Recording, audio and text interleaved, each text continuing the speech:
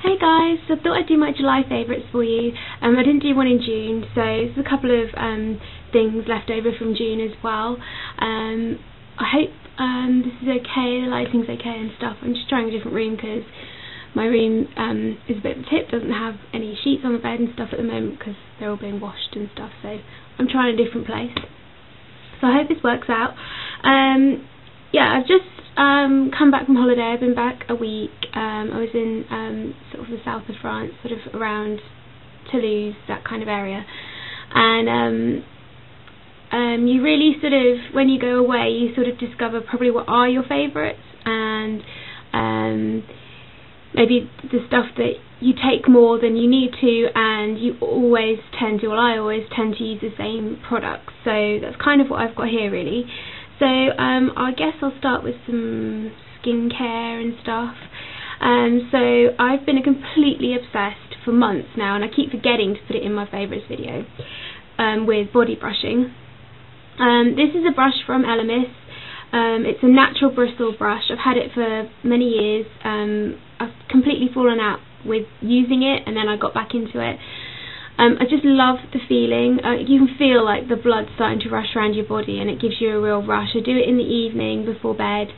I brush my whole body, and if I've got time I'll do it in the morning before I get in the shower, but I don't always have time to do that, so I tend to do it at night.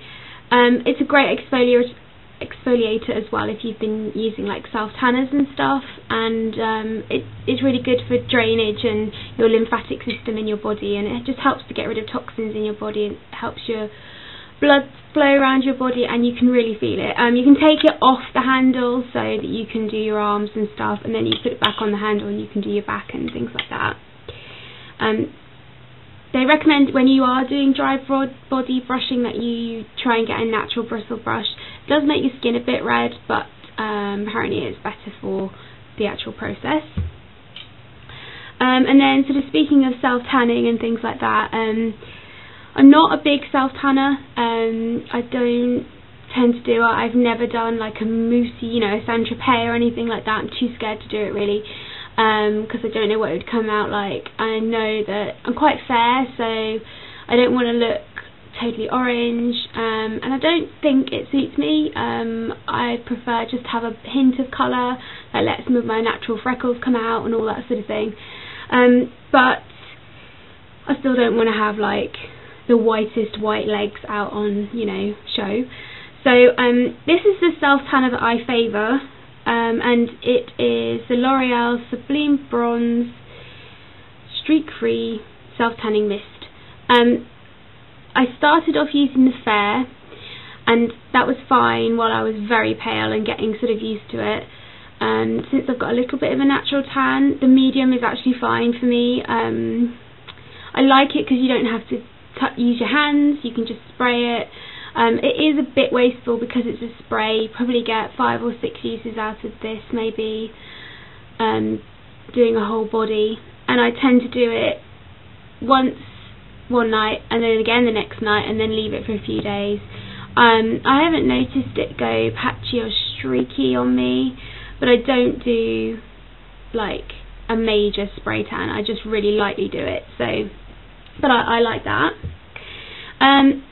Another favourite from this month has been this combination of two things from Elemis. It's the lime and ginger hand and body wash, and the body lotion that goes with it as well. And this is just like a sample sort of size, and this is a new one of the body wash. But the two together leave your skin smelling divine.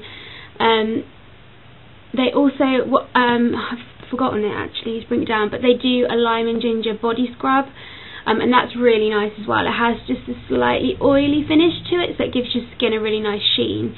It's like a salt scrub, so it's in a pot and you sort of scoop it out and use it on your body. Quite enjoyed using that actually. But the combination of these two is fabulous. So I know Elemis have kind of delved into fragrances, so if anyone from Elemis is watching, if you could do a lime and ginger fragrance that smells like this, I'd be all over that. And then another just sort of final cut type skincare thing before I get onto some makeup. I bought this beginning of June, I think. It's a Leighton, Denny acetone-free polish remover.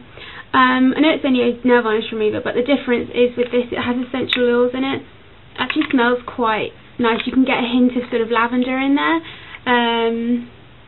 Is it lavender? I think it is lavender. Might be geranium. Not sure. Anyway, it's great because actually you can feel it kind of moisturising your nails a bit when you take off your polish. I tend to take my polish off every couple of days, sometimes every day. I've been known to do that for if I've not liked a polish, I will change it. But generally I change my polish every 2 to 3 days. And I just wondered about the sort of how harsh just your bog standard nail varnish remover was on your hands. I was having problems with cuticles and that sort of thing. And it was actually Leanne from the Obsessive Cosmetics Disorder blog who actually got me thinking about buying this, and so I'm pleased I got it. The only thing is, again, I don't like the packaging. I want to see how much is left. It doesn't feel like there's a lot left in there to me, so I don't feel like it's lasted very long. But it wasn't terribly expensive. It was about £5, which for the difference between the two I think is worth it anyway. Okay, so I will lead on to some nail varnish. 3 that I've absolutely loved this month. I'll start sort of from earlier, back in June. I love Stranger Tides. I got so many compliments wearing this the few times I've worn it, and I've actually really enjoyed wearing it. It's very complementary to my skin tone and the types of colours of clothing that I'm wearing at the moment. So really loving that. Teenage Dreams I absolutely adore. It's so sparkly. A few coats of this and it's fine. I was like totally happy. I was getting loads of compliments. It looks great when you've got like a white t-shirt on and stuff. I absolutely loved it. The only downside of it is because it's a glitter, it's really brittle and it just chipped like after a day. Like I lost the whole finger, just came off. So it doesn't last very long. Obviously you can just paint a new one on, but it does chip very easily. But that's just the nature of glitters. Glitters tend to do that. And then I've really loved this for the last like month is China Glaze Flip Flop Fantasy. Obviously I have it on my fingers now, but normally I would wear this on my toes. I wouldn't normally put it on my nails, but I was feeling a bit bold and adventurous because I feel quite self-conscious with it on my fingers.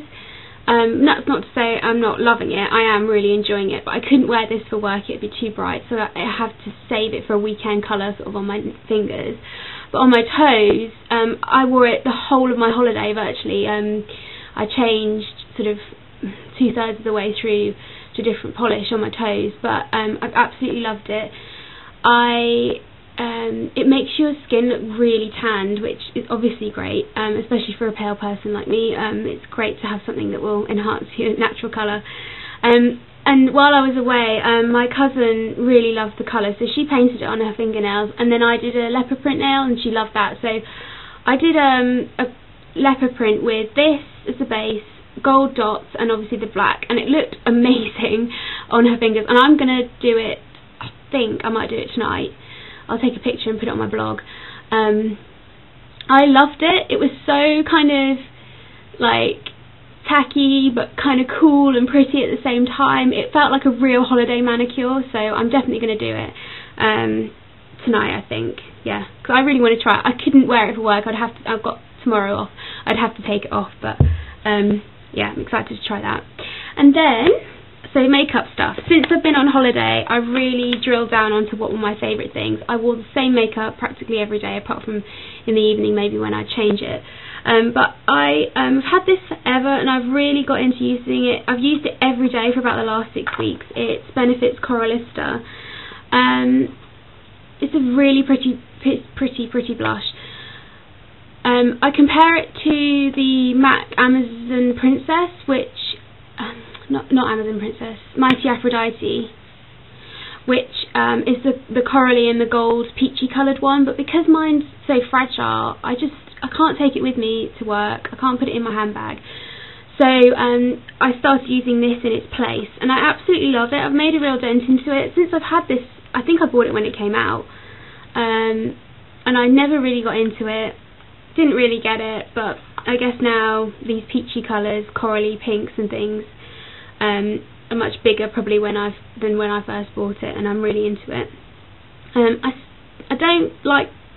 keep going on about packaging, but I know this is an issue for some people with these blushes. It is a really good blusher, but I hate the box format of these, you know, like where I'm chucking it in my bag, like all the things starting to wear off, and I just feel like it's bulky, it doesn't fit in my makeup bag properly, so sometimes it's rummaging around at the bottom of my handbag.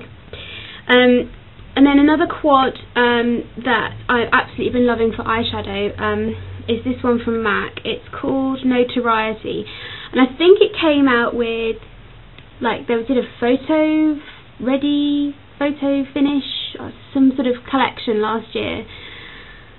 This isn't actually my palette, I think this is my mum's because I found it in her room, so I've nicked it off you, Mum. But I absolutely adore this colour and this one. These two together are so amazing. I don't know, I think they're called Skin Tone 2 and Notoriety, I don't know which way they work on the names on the back. But as far as I know, they were just limited editions for this collection. But please, MAC, please bring this one out as a single on its own. I've been so tempted to break open this palette and put these two just in my normal palette because I absolutely love them. I've worn this every day for about 6 weeks.